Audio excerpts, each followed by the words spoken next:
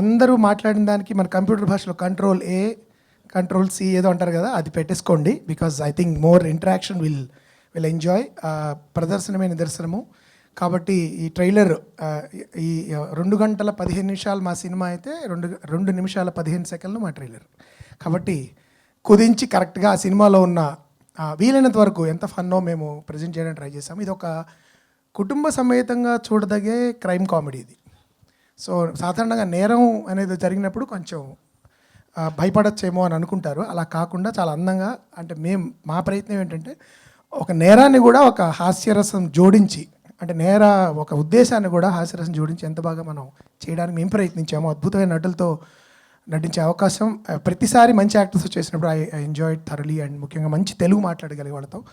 కాబట్టి కృష్ణప్రసాద్ గారు మన 3వ సినిమా ట్రిలజీలాగా మన 3వ సినిమా కూడా పెద్ద విజయం సాధించాలి అని కోరుకుంటున్నాను నేను. దానికి సంబంధించిన అంటే చాలా ప్రతి దర్శకుడికి అసంతృప్తులు ఉంటాయి సినిమా చేసిన తర్వాత టెక్నికల్గా, కానీ అతి తక్కువ అసంతృప్తులతో, అంటే టెక్నికల్గా అక్కడ కొంచెం అనే తప్ప మ్యాక్సిమం నేను ఎంజాయ్ చేసిన సినిమా సారంగపాణి జాతకం.